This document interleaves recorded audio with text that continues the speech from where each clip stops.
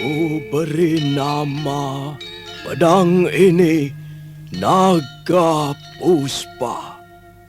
Selamatkan dia. Jangan sampai jatuh ke tangan pendekar berwatak jahat.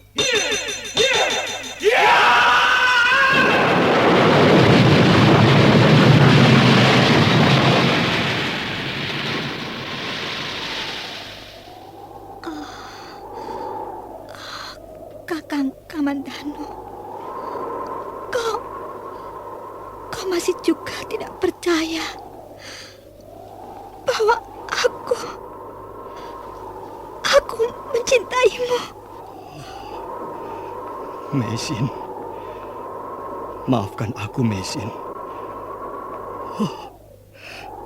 Meisin, Meisin!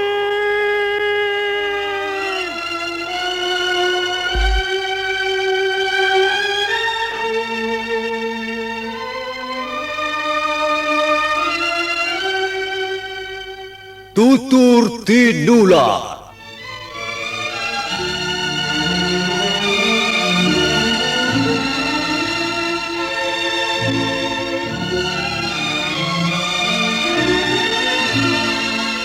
Sebuah sandiwara radio serial, produksi Sanggar Cerita dan Teater Sanggar Prativi.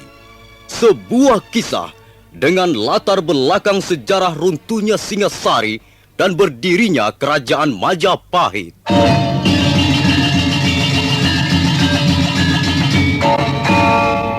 Sandiwara ini didukung oleh pemain-pemain radio yang sudah ternama. Ferry Fadli, Ivone Rose, dan Eli Ermawati.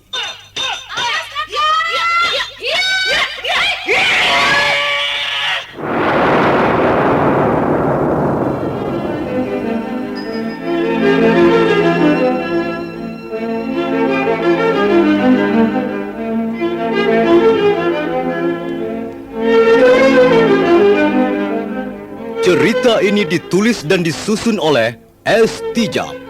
Teknik dan montase dikerjakan oleh Rudi Tinangon dan Joko SP. Sutradara EWS Yuwono. Kali ini mengetengahkan episode pertama dengan judul Pelangi di Atas Kurawa.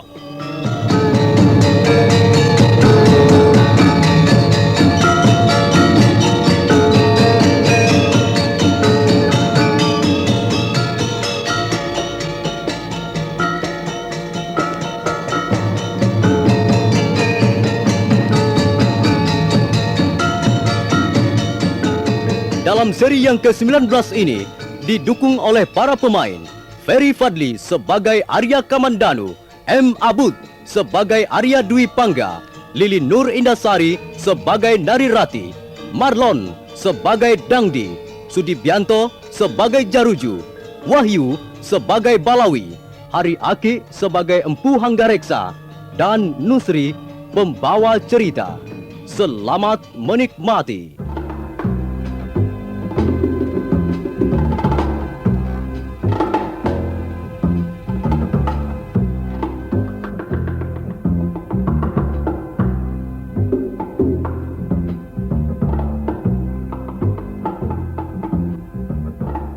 Empu Hanggareksa menoleh pelan ketika melihat pintu ruang kerjanya terbuka. Arya Kamandanu melihat wajah ayahnya dari balik remangan sinar lampu minyak jarak yang tergantung di tengah ruangan. Duduklah, Kamandanu. Iya, Ayah.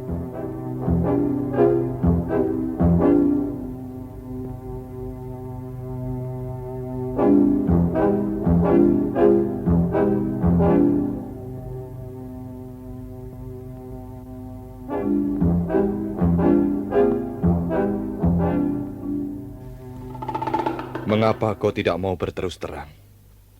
Kalau kau tidak mau berterus terang kepadaku, berarti kau tidak lagi menganggapku sebagai orang tuamu. Saya belum jelas duduk perkaranya, Ayah. Dwi Pangga tahu bahwa kau menyimpan batu nirmala pemberian istrinya, Narirati. Dwi Pangga, entah karena cemburu atau apa, marah-marah. Kemarin mereka bertengkar. Dwi Pangga mau mengambil batu nirmala itu, tapi Narirati menolak. Sampai sekarang mereka masih dalam suasana tidak enak. Kalau Kakang Dwi Pangga keberatan, saya akan mengembalikan batu nirmala itu pada Narirati, ayah. Jadi benar, kau menyimpan batu nirmala itu? Benar, ayah. Mana benda itu? Aku mau melihatnya. Kalau memang benda itu nantinya malah membuat keributan di rumah ini, lebih baik aku yang menyimpannya. Ayah boleh melihat batu nirmala itu. Inilah. Tapi saya keberatan ayah menyimpan benda ini. Apa sebabnya? Saya sudah berjanji pada Narirati akan menyimpan batu nirmala ini, ayah. Kecuali dia sendiri yang menghendaki agar saya mengembalikannya. Kamandanu, ada hubungan apa kau sebenarnya dengan istri kakakmu itu? Sekarang saya tidak mempunyai hubungan apa-apa dengan Narirati, kecuali bahwa dia sudah menjadi kakak ipar saya. Tapi dulu kau pernah ada hubungan dengannya? Saya tak mau mengungkit-ungkit yang dulu-dulu, ayah. Maaf, kalau ayah memaksa saya membicarakan masalah ini. Saya keberatan sekali. Ya, iya. Aku tahu sekarang. Baiklah. Kamandanu. Iya, ayah. Kau harus bisa melupakan Narirati. Sekarang dia sudah resmi menjadi istri kakakmu. Kau tidak boleh mengganggu ketenangan dan kebahagiaan mereka. Saya tidak pernah mengganggu mereka, ayah. Bahkan saya akan ikut merasa bahagia kalau Narirati bahagia menjadi istri Kakang Dwi Pangga. Kamandanu, sekarang kaulah anakku satu-satunya yang bisa kuharapkan. Kau harus bisa mewarisi apa yang kumiliki sebagai seorang pembuat senjata pusaka. Aku tak ingin apa yang sudah kucapai ini akhirnya hancur direbut orang lain.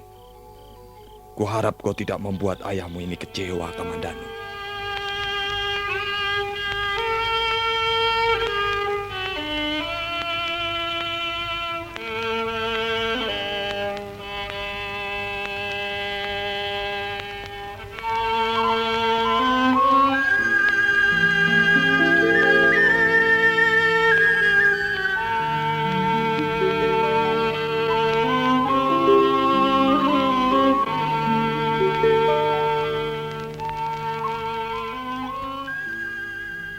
Sebaiknya kita pulang ke Manguntur, Kakang.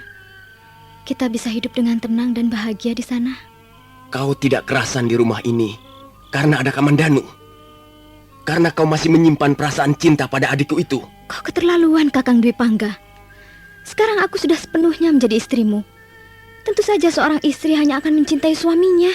Lalu apa alasanmu untuk tidak merasa kerasan tinggal di Kurawan? Aku ingin melahirkan di Manguntur seperti dulu ibuku melahirkan aku. Aku juga ingin membuat ayahku yang sudah semakin tua itu bahagia. Aku juga berhak membuat ayahku bahagia. Di sini ayah masih mempunyai Kakang Kamandanu dan Bibi Rongkot yang setia. Tapi ayahku, dia hanya tinggal sendirian di Manguntur. Tentu dia merasa sangat kesepian. Tentu dia akan sangat bangga dan bahagia kalau kita tinggal bersamanya. Kita bisa bertani di Manguntur karena ayahku mempunyai lahan pertanian yang cukup luas, Kakang. Iya, baiklah. Aku mau tinggal di Manguntur, tapi dengan syarat. Syarat apa, Kakang? Batu nirmala itu harus kau minta kembali dari adik Kamandanu. Kau keterlaluan sekali, Kakang. Aku tidak mau menjadi orang yang tidak berperasaan. Batu nirmala itu sudah kuberikan. Bagaimana aku harus memintanya kembali? Kau masih ingin dikenang oleh Kamandanu. Itulah yang aku tidak senang.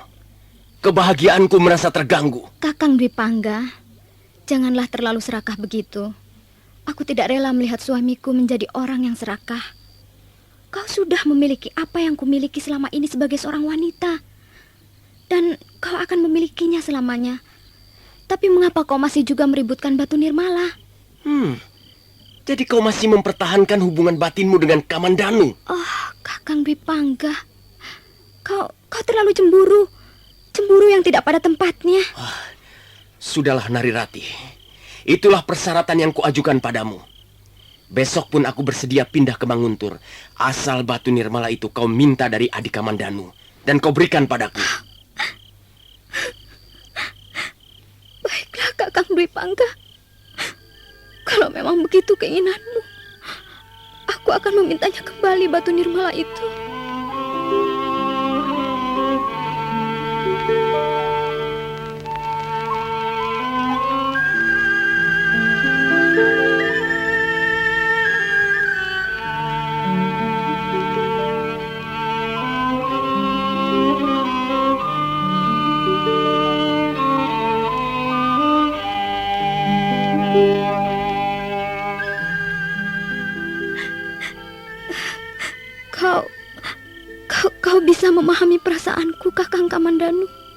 Mengapa tidak, Narirati?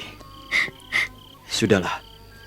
Aku tak ingin melihat kebahagiaan kalian tercemar oleh batu nirmala ini. Bawalah kembali benda ini. Seharusnya aku tidak melakukannya. Aku sudah memberikannya padamu, Kakang. Tapi... Rati, aku sudah berjanji dalam hati. Aku tidak akan memberikan pada siapapun batu nirmala ini, kecuali kau yang memintanya kembali. Oh, maafkan aku, Kakang. Aku tidak bisa membuat Kakang Dwi Pangga mengerti persoalan ini. Dia tetap menginginkan batu nirmala itu. Maafkan aku, Kakang. Kau tidak bersalah. Mengapa harus minta maaf? Sungguh mulia hatimu, Kakang. Aku malu sekali.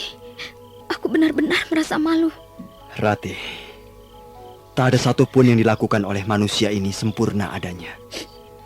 Karena itu tak perlu kau menyesalinya. Sekarang kau sudah menjadi istri Kakang Dwi Pangga. Nah, kuharap kau menjadi istri yang baik, dan kalian berdua bisa terus hidup berdampingan selamanya.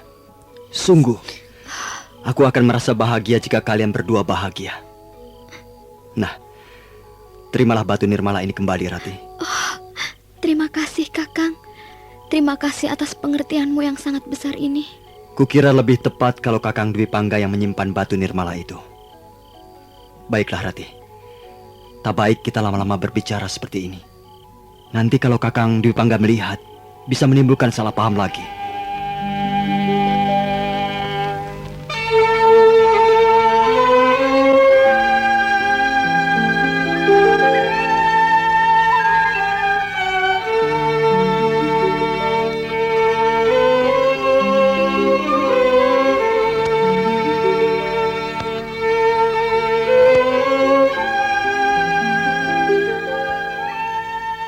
Arya Dwi Pangga baru merasa puas setelah batu nirmala itu terlepas dari tangan adiknya dan jatuh ke tangannya.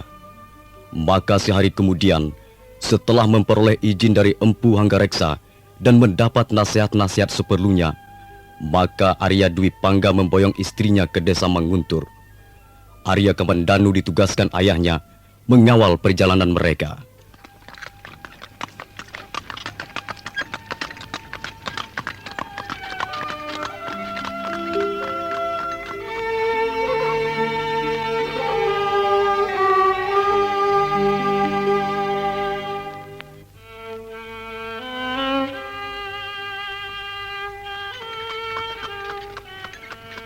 Kereta kuda yang ditumpangi Arya Dwi Pangga dan Narirati berjalan menyusuri jalan desa yang amat indah pemandangannya. Gunung-gunung membiru di kejauhan seperti melambai ke arah mereka. Sementara itu, Arya Kamandanu terus mengawal dengan mengendarai seekor kuda perkasa berwarna coklat tua. Tak lama kemudian, perjalanan mereka sampai di tepi padang ilalang. Berdesir hati Arya Kamandanu begitu melihat pemandangan di sekitarnya. Tempat ini, tempat padang ilalang ini, aku tak akan pernah bisa melupakan tempat ini. Semua begitu cepat berlalu, dan apa yang sudah berlalu tak mungkin bisa kuraih lagi. Betapa indahnya kenangan masa lalu.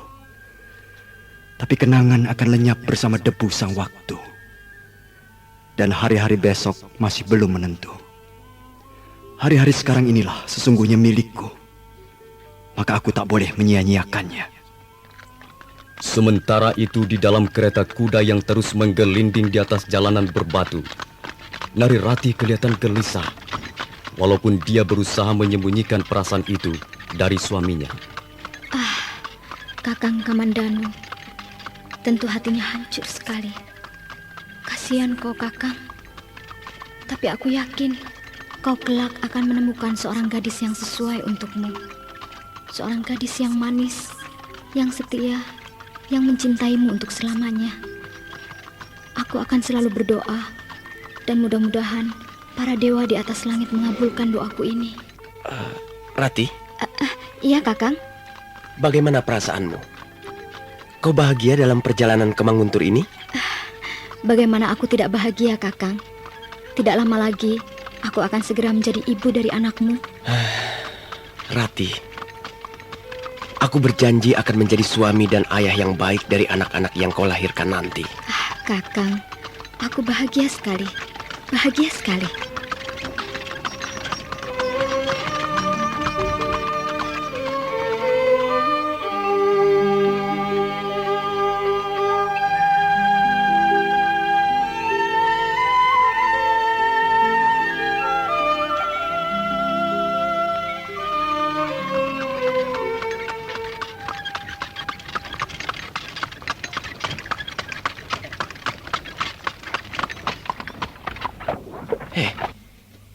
Siapa mereka itu, Kamandanu?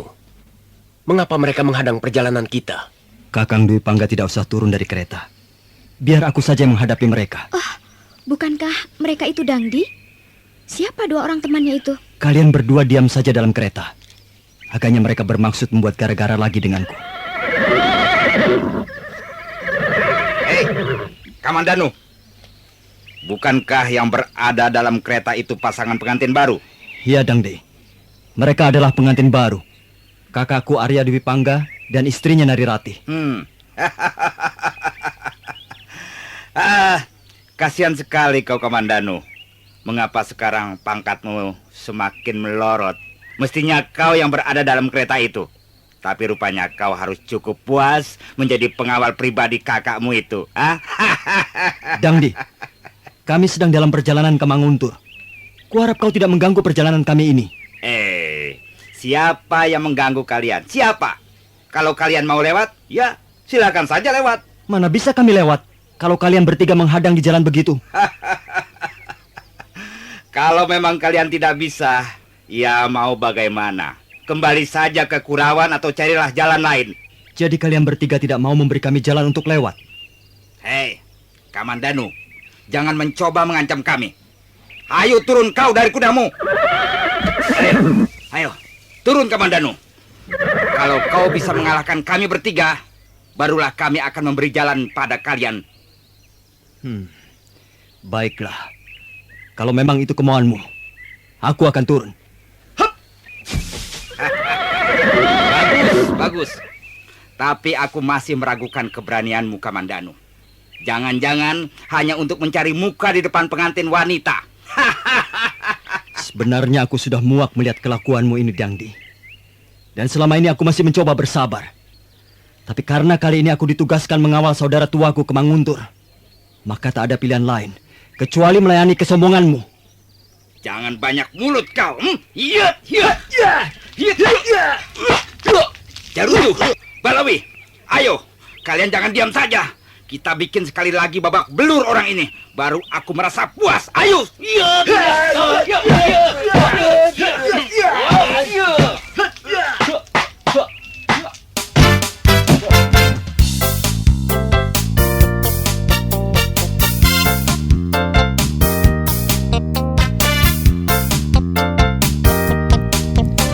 Dari lingkar Banyuwangi, bintang Tenggara.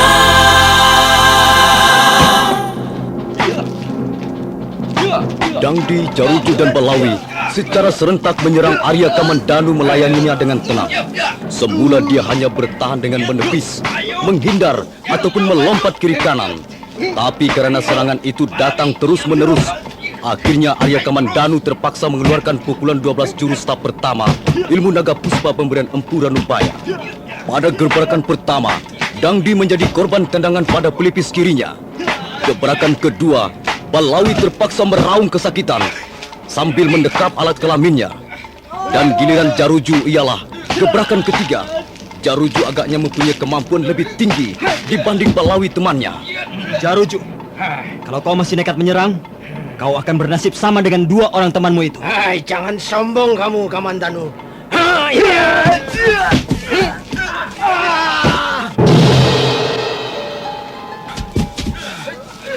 Ayo, bangunlah. Kalau kalian masih mempunyai nyali untuk bertempur, ayo. Oh, tidak, Kamandanu. Kami menyerah kalah. Aduh. Kau Jaruju, bagaimana? Masih mau mencoba lagi? Tidak, aduh. Dan kau Balawi?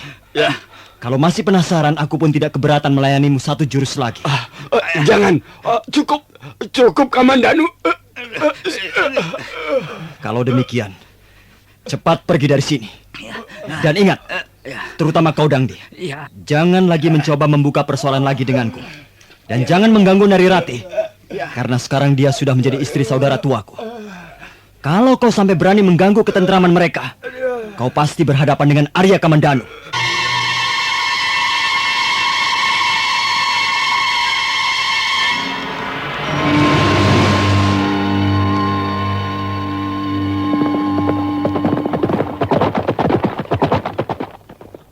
Bagaimana Kamandanu?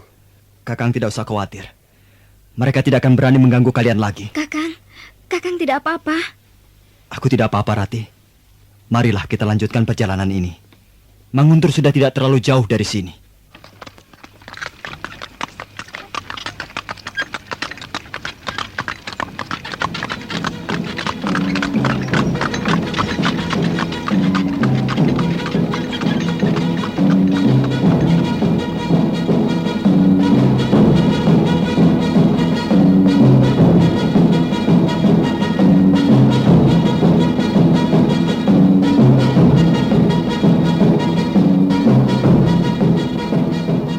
Akhirnya mereka tiba dengan selamat di Manguntur. Rekian Wuru menyambut dengan ramah dan gembira. Arya Kamandanu menolak ketika orang tua itu menyuruh menginap barang semalam. Hari itu juga Arya Kamandanu kembali ke Kurawan. Mereka mengantar sampai ke pagar halaman. Kuda yang ditunggangi Arya Kamandanu berlari bagaikan terbang, melintasi daerah persawahan, bukit-bukit, hutan-hutan kecil, dan sebentar kemudian sudah meninggalkan tugu batas desa Manguntur.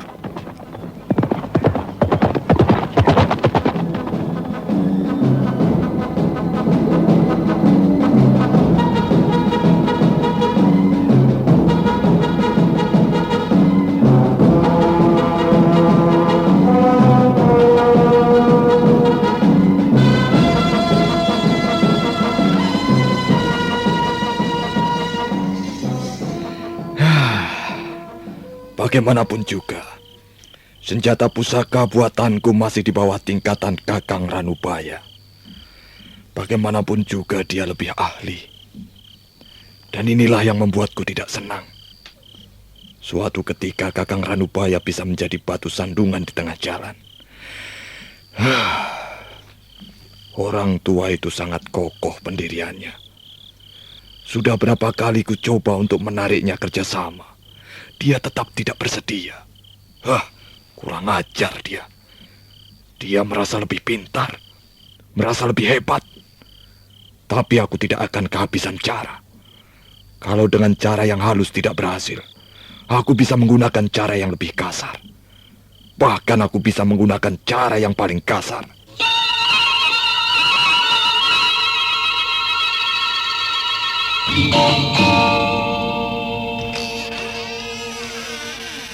Kaukah itu Kamandanu? Iya, Ayah. Bagaimana? Sudah kau antar kakakmu sampai Manguntur? Sudah, Ayah. Bagus. Sekarang kau istirahat. Dan besok kau harus menjaga rumah bersama Nyi Rongkot. Aku mau pergi barang 2-3 hari. Kemana, Ayah? Ke Singasari.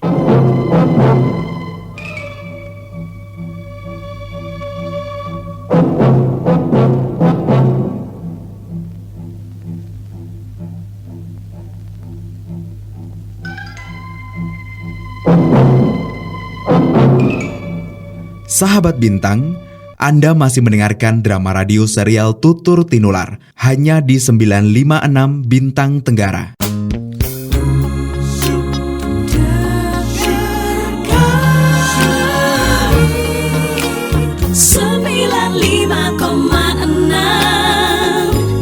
Bintang Tenggara.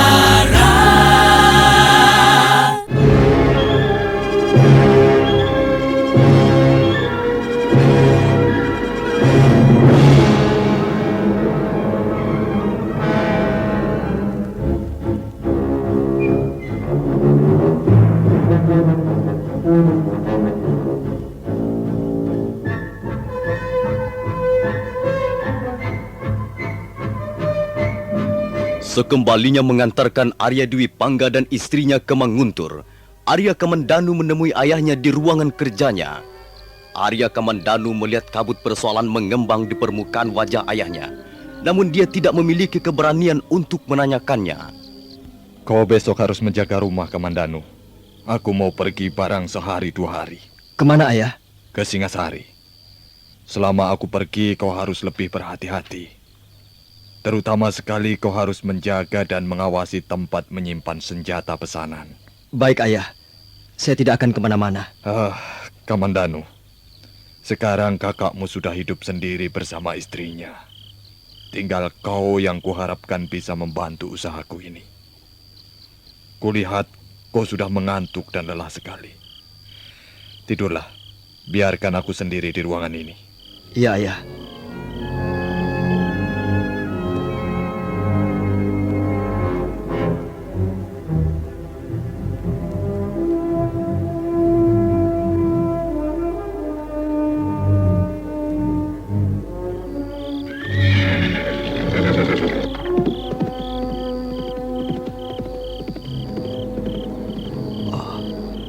Aku mendengar suara kuda ayah.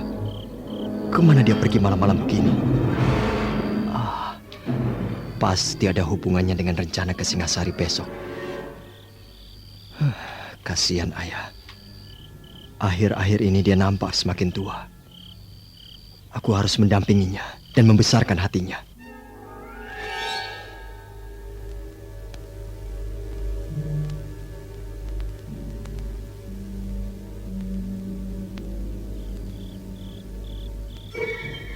Karena tak bisa tidur lagi, Arya Kamandanu beranjak meninggalkan kamarnya. Sebentar kemudian, dia sudah berada di ambang pintu ruang kerja ayahnya.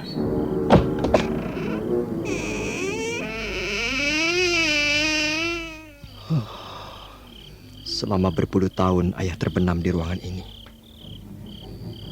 Usianya habis untuk membuat senjata-senjata pusaka pesanan pemerintah Singasari.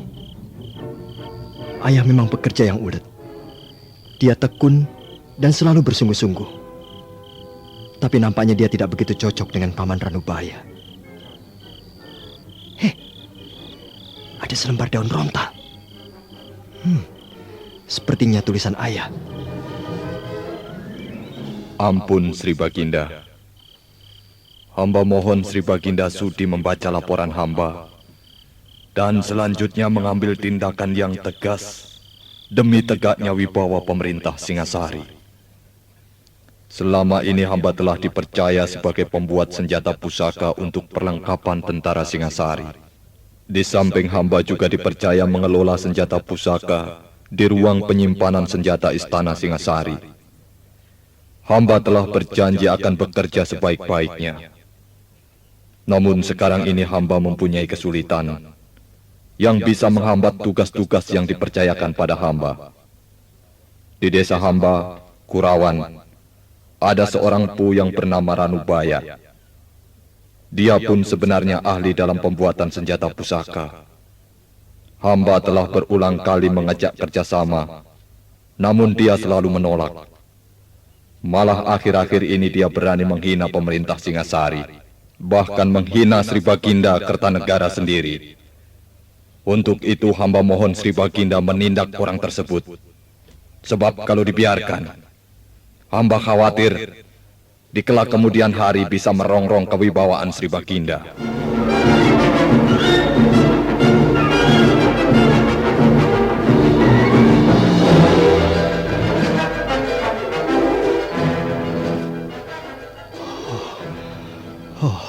Surat ini berbahaya sekali. Paman Ranubaya bisa dihukum mati kalau sampai terbukti menghina Prabu Kertanegara. Tapi mengapa ayah sampai hati melaporkannya? Apakah ada suatu sebab yang membuat mereka bermusuhan sampai begini? Aku jadi serba salah. Aku tidak tahu harus memihak pada siapa. Paman Ranubaya sangat baik menurut penilaianku. Aku tak habis pikir, mengapa ayah membencinya dan menganggapnya sebagai orang yang harus disingkirkan?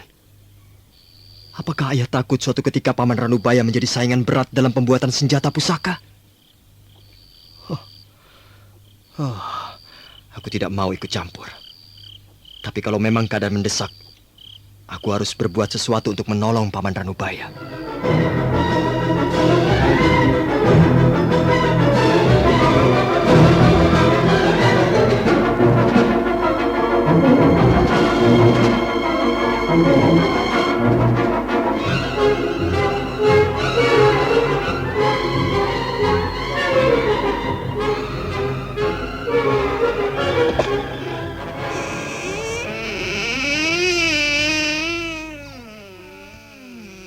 Birongkot, Ya, Angger.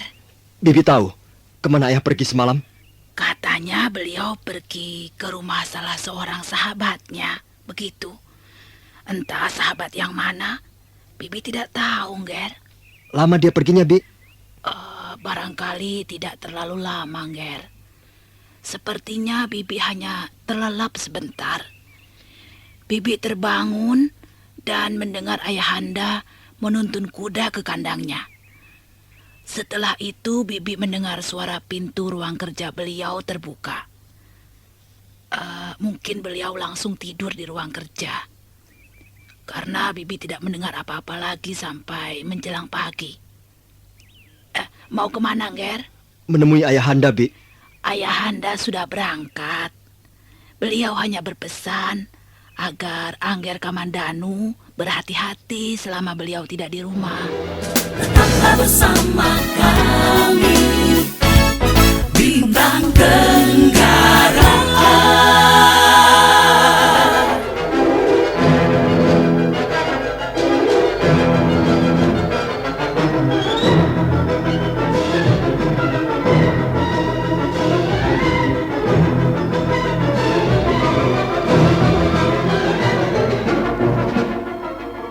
Empu Hanggareksa terus memacu kudanya menuju kota Singasari.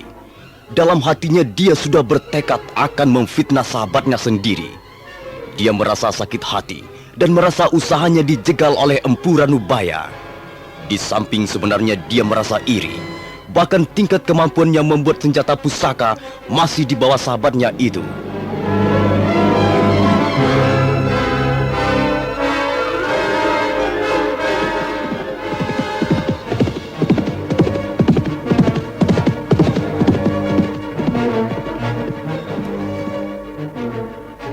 Setelah berkuda hampir 1 hari lamanya, dengan istirahat sejenak di beberapa desa yang dilewatinya, Empu Hanggareksa dengan selamat bisa memasuki pintu gerbang istana Singasari. Dia langsung menemui Prana Raja, yang kemudian keesokan harinya membawanya menghadap Sang Prabu di Paseban Agung. Aku sudah membaca dengan seksama laporan yang ditulis Paman Hanggareksa. Apakah laporan ini bisa kupercaya? Ampun, Gusti Prabu. Laporan itu hamba tulis berdasarkan kenyataan yang ada, Gusti. Tak ada perlunya hamba memfitnah seorang kawan. Sebagai seorang kawan baik, hamba justru ingin merangkul dan mengajak dia untuk kerjasama mengabdi pada pemerintah Singasari. Tapi, ya, begitulah. Empu Ranubaya orangnya keras, Gusti. Hatinya sudah membeku. Hamba tak sanggup mencairkan pendiriannya yang sudah membeku seperti sebongkah es itu. Paman katakan, Empu Ranubaya telah menghina pemerintah Singasari. Dan bahkan telah berani menghina aku. Apa yang sudah dikatakannya? Ampun, Gusti. Hamba tidak sanggup mengulangi perkataannya di depan para hadirin yang berkumpul di Balai Paseban Agung ini. Karena hamba rasa perkataan itu sangat tidak pantas. Kalau hamba tidak boleh menyebut sebagai sangat kotor. Kurang ngajar benar si Ranubaya itu. Apa yang diandalkannya hingga ia berani menghina Kertanegara? Baiklah, Paman Hanggareksa. Aku memang tidak akan tinggal diam. Dan jelas aku akan mengambil tindakan yang tegas. Ranggalawe. Iya, Gusti Prabu. Berangkatlah ke Kurawan. Bawalah serta 20 orang prajurit. Kau kuperintahkan untuk menasihati orang yang bernama Empu Ranubaya. Iya, Gusti Prabu.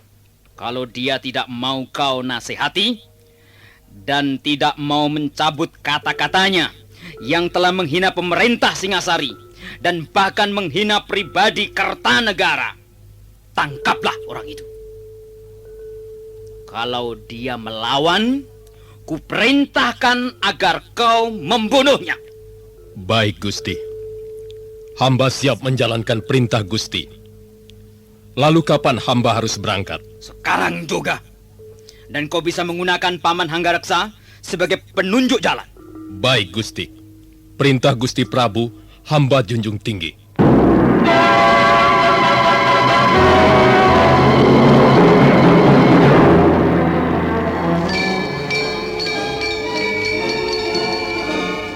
Rangga Lawe adalah seorang kepala pasukan yang membawahi 200 orang prajurit. Dia adalah putra Arya Wiraraja. Arya Wiraraja atau Banyak Widya telah dilorot kedudukannya sebagai demung dan sekarang menjadi seorang adipati di Sumenep.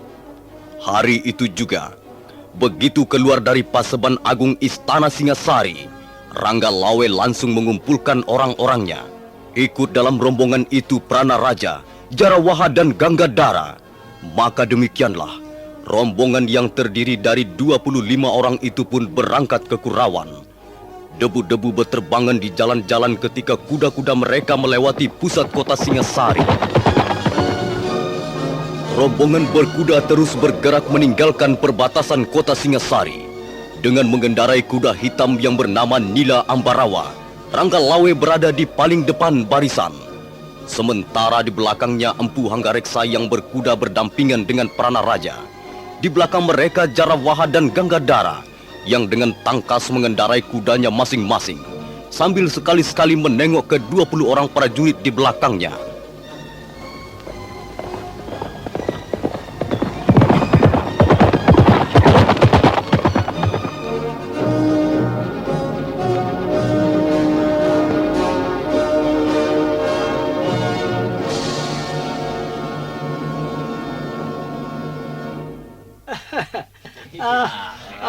Apa yang bisa saya bantu?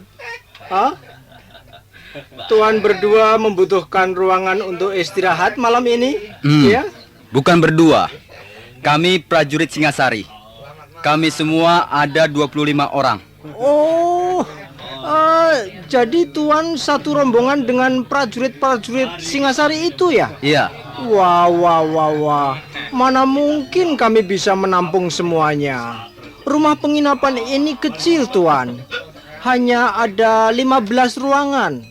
Itu pun ada 2 kamar yang tidak bisa ditempati karena membutuhkan perbaikan.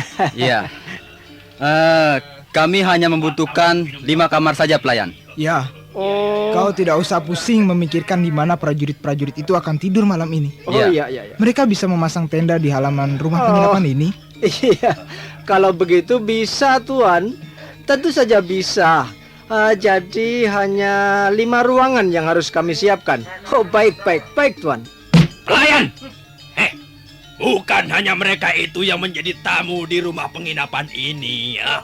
Kami pun berhak untuk dilayani dengan baik, ya. Ya, Tuan. Tuan berdua membutuhkan apa? Tambah lagi mangkok tuaku itu. Ayo. Jangan takut, kami tidak akan membayar pelayan. Iya. Ayo. Baik, Tuan. Sabar. Akan saya ambilkan tuak buatan desa Apacek yang paling enak. Silakan menunggu sebentar, Tuan. Jangan terlalu lama. Kakang Jarang Bangkal. Ada apa? Kalau tidak salah, kita pernah bertemu dengan tuan-tuan itu. Iya. Aku ingat kita bertemu di desa Jasubungkal beberapa waktu yang lalu. Iya. Aku juga masih belum lupa siapa kalian berdua ini. Bukankah yang ini Jaran Bangkal? Ya. Mereka ini rupanya Jaran Bangkal dan Jaran Lejong. Benar. Ingatan tuan-tuan berdua masih cukup baik. Apakah tuan-tuan kali ini juga mau ke Kurawan? Kalian tidak perlu tahu tujuan perjalanan kami. Oh iya. Tuan-tuan adalah prajurit. Kami lupa bahwa tuan-tuan sebagai prajurit tidak boleh berbicara sembarangan. Ini tuaknya, Tuan. Oh. Silakan minum, tapi tapi apa? Tapi maaf, Tuan. Jangan sampai mabok. Apa urusanmu? Apa urusanmu? Mau mabok atau mau jungkir balik? Yang penting aku akan bayar tuakmu. Tahu? Bukan begitu, Tuan. Soalnya sekarang ini sedang ada banyak tamu. Lalu? Dan kebetulan mereka adalah prajurit-prajurit Singasari. Aku tidak peduli. Kami juga tamu di sini. Kami punya hak yang sama dengan mereka. Dan tidak ada peraturan minum tua sampai mabuk di ruang penginapan manapun juga. Bukan begitu, Tuan. Maksud saya... Jangan cerewet, pelayan. Sudah. Nanti kusumbat mulutmu dengan kepalan tanganku ini. Ayo. Kakang Jaran Bangkal. Ayah. Kita minum sepuas hati kita. Jangan hiraukan mereka itu. Ya. Prajurit Singasari mendirikan tenda darurat di halaman rumah penginapan desa Apajek. Sementara itu Prana Raja, Jarawaha, Ganggadara, Empu Hanggareksa, dan Rangga Lawe istirahat di ruangan tidur masing-masing. Pagi hari pun tiba. Empu Hanggareksa baru saja membersihkan badannya ketika mendadak. Tuan Hanggareksa. Ada apa, Tuan Prana Raja? Ada keributan di halaman ruang penginapan ini, Tuan. Segera saja berpakaian, Tuan. Saya akan melaporkan hal ini pada Gusti Ranggalawe.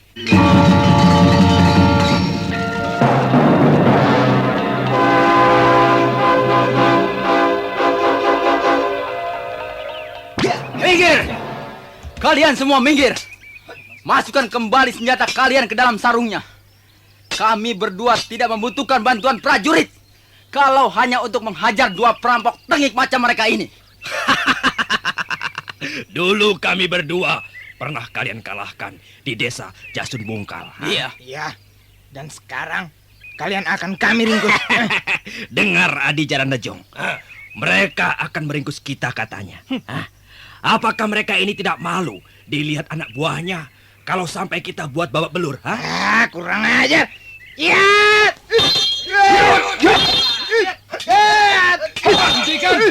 Hentikan! Jarawaha, Ganggadara. Apa yang kalian lakukan, Bukankah kalian Jarang Bangkal dan Jarang Lejong? Benar. Apakah Tuan bermaksud turun ke gelanggang juga? Jarang Bangkal. Dulu kau dan kawanmu itu pernah kuampuni. Mestinya kalian berdua sudah tidak mempunyai tangan lagi untuk berbuat kejahatan-kejahatan yang baru. Tuan Prana Raja, sekarang kita tidak perlu mengampuninya lagi. Dua penjahat seperti mereka ini sudah sepantasnya diremukan tulang belulangnya. Sombong! Lakukanlah kalau memang kalian bisa. Jaran Lejong, kalau kalian tidak mau mengalah, kalian akan berhadapan dengan pemerintah Singasari. Tuan Prana Raja, baik sekarang, besok ataupun lusa, kami tidak sudi menyerah. Perkataanmu semakin tidak sopan saja.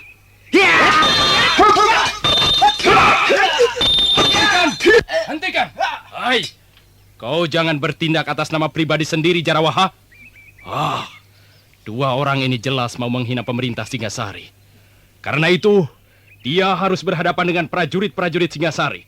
Ayo, kalian jangan hanya nonton saja. Tangkap dua orang ini, ringkus mereka.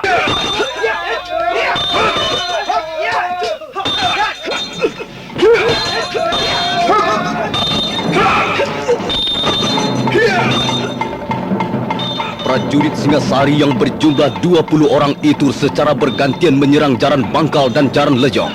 Kadangkala 5 orang prajurit menyergap serentak, kemudian dilanjutkan dengan 4 atau 5 orang prajurit lainnya. Tapi Jaran Bangkal dan Jaran Lejong memang tangkas dan mempunyai kepandaian di atas rata-rata prajurit Singasari. Dengan pedang panjangnya mereka berusaha membendung serangan yang datang beruntun. Mendadak sebuah bayangan berkelebat ringan dan langsung terjun ke gelanggang pertempuran. Hanya dalam satu gebrakan saja, bayangan itu sudah berhasil membuat jungkir balik 2 orang prajurit Singasari.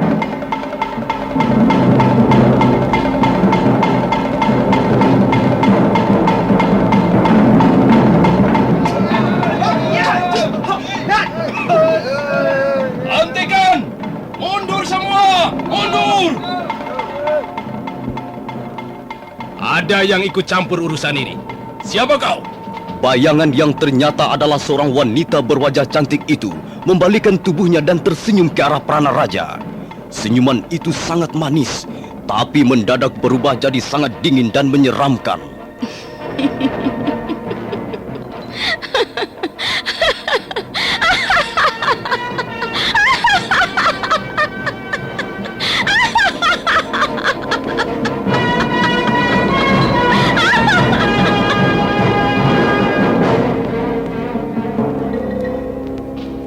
Wanita berparas cantik itu masih tertawa.